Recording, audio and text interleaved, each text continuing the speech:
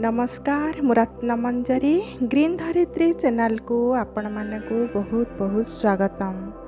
महान एई भारत देश, एही देश पहाड़ पर्वत नदी नाल समुद्र सागर और जंगल रे आवृत एही महान देश रे जन्म नहीं आमे समस्ते धन्य।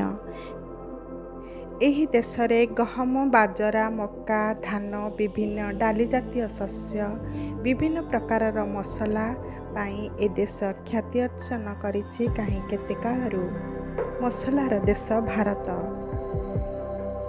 जलवायु को नेई केउठारे गोलमरिच अधिक अमल हुए तो केउठारे तेजपत्र केउठारे डालीचीनी तो केउठारे लवंग। मु आज एक सुंदर बास्ना भरा मसला अलैच विषय रे कहिबी।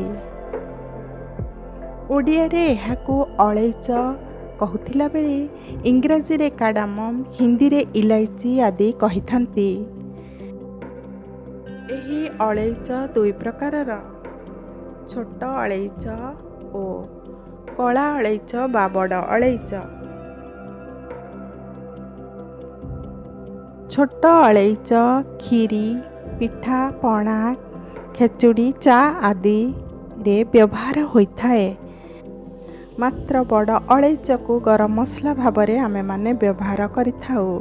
छोट अलैच र गछरे धला रंगर फूल फुटिथाए और बड़ अलैच गछरे लाल रंगर फूल फुटिथाए।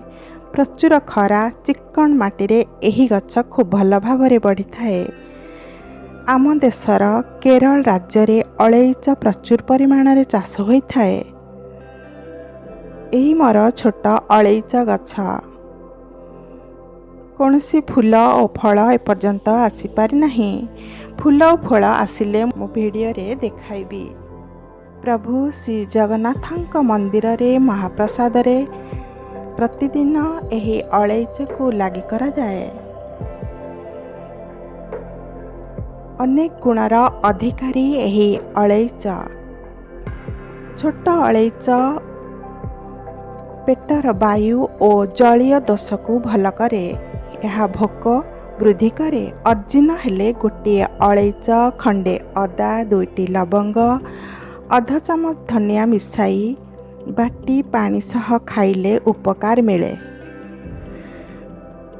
चा सहित छोट अलैचर गुंड मिसाई पीले अवसन्नता दूर होइथाए। मानसिक चाप कम होइथाए। किछि तेजपत्र और दुईटी गिलोई पत्र छोट अलैच दुईटी मिसाई काढ़ा बनै पीले रोग प्रतिरोधक शक्ति बढ़ी थाए।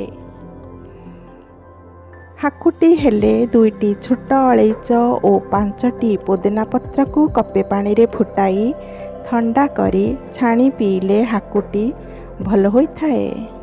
रहुची पुणी एक नुआ वीडियो को नहीं आपण मानक ठारे पहुँचीबी। नमस्कार।